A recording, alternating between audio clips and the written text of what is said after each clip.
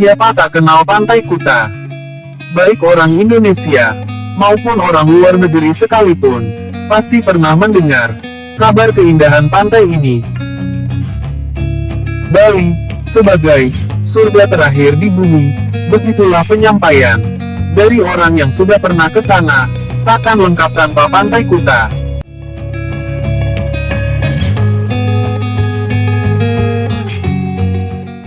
Pantai Kuta sendiri terletak di Kecamatan Kuta, Kabupaten Badung. Pantai ini selalu ramai dikunjungi wisatawan. Selain indah, letaknya pun strategis, karena terletak tidak jauh dari Bandar Udara Internasional Ngurah Rai. Dari bandara, perjalanan hanya memakan waktu sekitar 15 menit menuju pantai. Saat memasuki wilayah pantai, pengunjung akan disambut dengan gapura megah, berbentuk candi bentar. Gapura ini merupakan penanda sisi paling selatan dari kawasan Kuta. Semakin ke dalam, pengunjung akan disuguhi pemandangan pantai yang memanjang sekitar 10 km. Pasir putih yang lembut, dan ombak yang ramah untuk aktivitas berselancar. Kuta sudah menjadi salah satu destinasi wajib wisatawan yang berkunjung ke Bali. Namun, siapa sangka, Pantai Kuta ini dulunya merupakan tempat buangan, pelarian, hingga penderita kusta.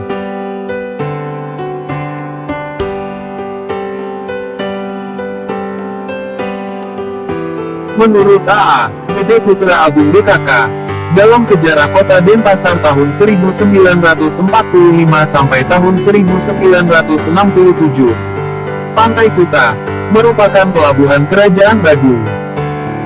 Pelabuhan Kuta menjadi ramai karena adanya kegiatan dagang antara Mataram dan Batavia yang melalui pelabuhan ini. Barang-barang yang diperdagangkan di pelabuhan Kuta antara lain beras, minyak kelapa, kopra, hingga budak. Mereka yang dijadikan budak adalah orang-orang yang tidak sanggup membayar pajak atau orang-orang hukuman.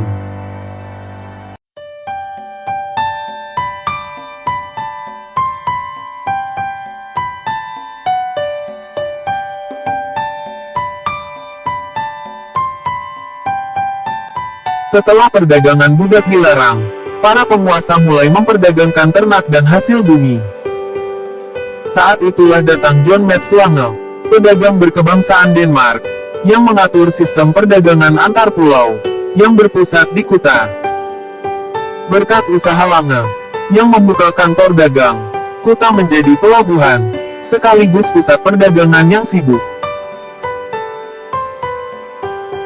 Setelah Belanda menguasai kerajaan Buleleng pada tahun 1849, peran Kuta sebagai pelabuhan mulai mundur.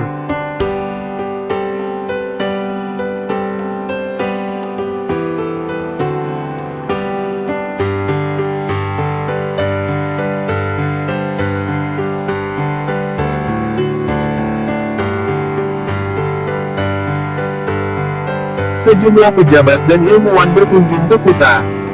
Tamunya memulai proses mempublikasikan Bali, yang pada waktunya akan membalik reputasinya sebagai tempat yang berbahaya dan biadab, ujar Robert Pringle dalam A Short History of Bali, Indonesia's Hindu Realm. Pada awal abad ke-20, pemerintah kolonial mulai mengembangkan Bali sebagai objek wisata. Brosur-brosur wisata mempromosikan Bali sebagai tujuan wisata.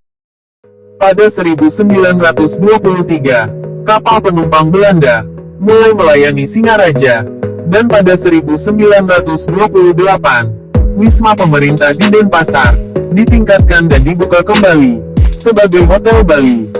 Namun Kuta saat itu masih belum mendapat banyak perhatian, sampai kedatangan perempuan Inggris Amerika bernama Fanny Walker alias Kotu Tantri. Dia menceritakan kenangannya tentang Kuta pada 1930-an dalam bukunya Revolusi di Nusa Damai.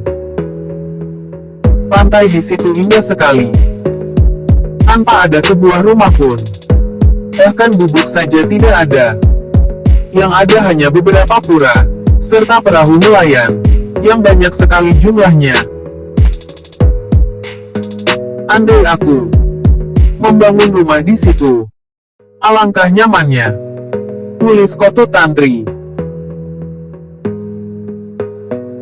Pada 1936, pasangan seniman dari Amerika Serikat, Luz Garrett dan Robert Koke, diantar Kotut Tantri, berkeliling naik sepeda, dan menyadari betapa indahnya Pantai Kuta.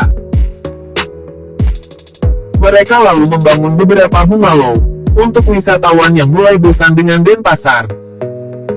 Kisah ini adalah awal mula dari Kuta Beach Hotel, hotel pertama di Pantai Kuta. Namun, Tut Tantri kemudian keluar dari bisnis hotel bersama ini, dan membangun hotel sendiri, bernama Suara Segara. Dua hotel awal di Pantai Kuta ini bersaing, hingga meletus Perang Dunia II, dan keduanya turut hancur selama perang. Menurut Kotut Tantri, Jepang sempat menggunakan lapangan udara di dekat Kuta sebagai pangkalan operasi pengeboman. Hingga 1960-an, Pantai Kuta masih terbilang sepi oleh wisatawan. Sampai kemudian, pantai ini menjadi tujuan para backpacker, yang menganggap Sanur dan Denpasar terlalu mahal. Sejak itu, Pantai Kuta dengan matahari terbenamnya, mulai naik daun.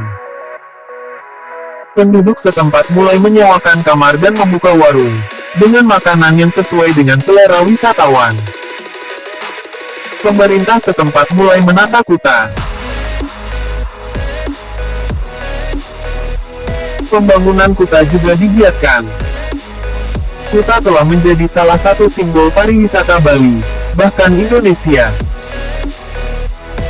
Tak heran, jika fasilitas penunjang hiburan bagi para wisatawan tak sulit ditemukan di sepanjang pantai ini.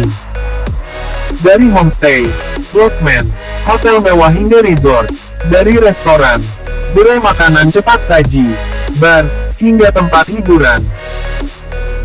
Jalur yang sejajar dengan pantai juga dipenuhi toko cenderamata dan beragam atraksi wisata yang membuat Pantai Kuta semakin hiruk-pikuk. Duduk di atas pasir lembut Pantai Kuta, dari kejauhan dapat terlihat para peselancar yang berpacu menaklukkan ombak.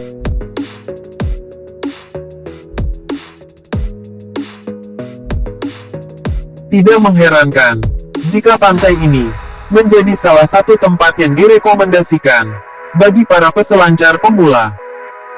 Di sekitar pantai, terdapat tempat-tempat yang menyediakan jasa penyewaan perlengkapan berselancar, lengkap dengan instruktur lokal, yang siap memandu wisatawan yang ingin belajar berselancar.